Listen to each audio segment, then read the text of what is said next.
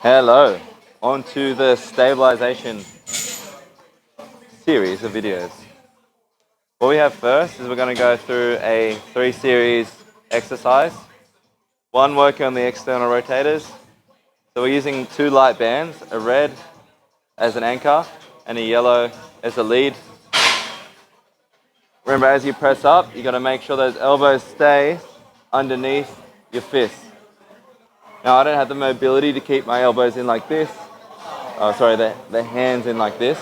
So I'm going to go slightly wider than vertical. But the most important part is to make sure those elbows stay stacked underneath the hand. What's going to happen is you're going to have a tendency to do this, let the elbows fall behind. You really got to use those external rotators and the middle trap, which we activated before, to hold that position. Next one we're going to do, slight step back, reach back at 45 degrees. So just like the mid-trap activation, this one will also do that. It's just a little bit less isolated. And all we're doing is we're trying to build stabilization by warming up, getting blood flow to those smaller muscles, and maintaining a nice, warm, flowy shoulder. That's number 2. Number 3, we're just pulling out directly like this. So once again, keeping the shoulder down, nice straight arms, trying to activate through the rhomboids now.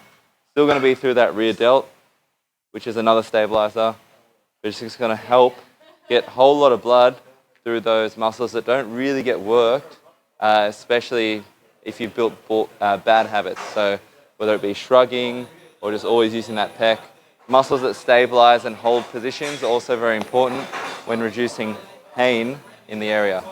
Because more than likely, 1, unstable and you're overworking a certain muscle, and 2, from that overwork, there's overdeveloped muscles that take on everything and actually strain because of it. So activating, or it almost feels natural to keep the chest out and the shoulders back now from all that activation. So we're going to go through one more specific. I'll grab another yellow band. It's called the shoulder wiggle. So what we're trying to do, not that, create tension through the band. You can do this while laying down as well. You're just trying to create as much tension as possible through the band. Loop it over if you need to. And we're just going to wiggle while protracting. While protracting, you're going to wiggle around like this. So like I just struggled with, just anchor it around the arm. So let that shoulder come forward now, and we're going to roll around in circles. Going to activate the rotator cuffs, the internal rotators, not so much the external rotators, but I just call this the banded wiggle. And the very last one, we're going to work on that right shoulder again. Tie this around the upright. It's called the internal rotation hold.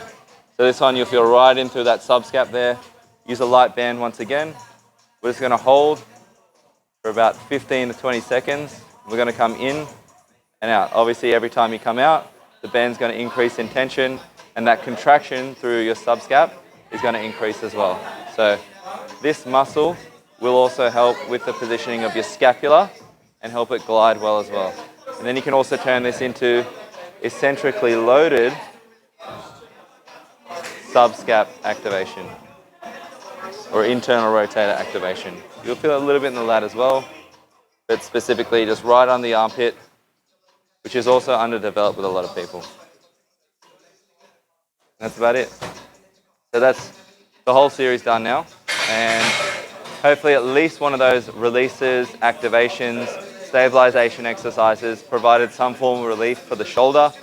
Keep in mind, like I've said throughout the whole series, you must activate or strengthen after releasing certain muscle groups. So as much as it feels great to release, you might feel a little bit less pressure in the head from the trap release, or all of a sudden you can lift the arms so easily because you've released the lat or done that lat stretch, the static stretch. But keep in mind, not just the bands, they're going to be very beneficial in a smaller sense, in a clinical sense, let's call it, to relieve pain. But then when you're trying to develop stability or reduce pain while doing heavy lifts, such as maybe some dumbbell bench or bench press, you're probably going to have to take it to that next step and start working with heavier weights, dumbbells, lat pull downs, while doing progressive overload training with rows, it could be, to build up that muscle mass. So These exercises should reduce the pain and long-term reduce the pain if you're using the banded activations and strengthening exercises. But in a performance sense, you're going to have to build up those weakened muscles or those weaker muscles, which you'll find out if these exercises are difficult or some are more difficult than others, through accessories or even compound lifts that are going to build up those weak muscles. So, hope that helped.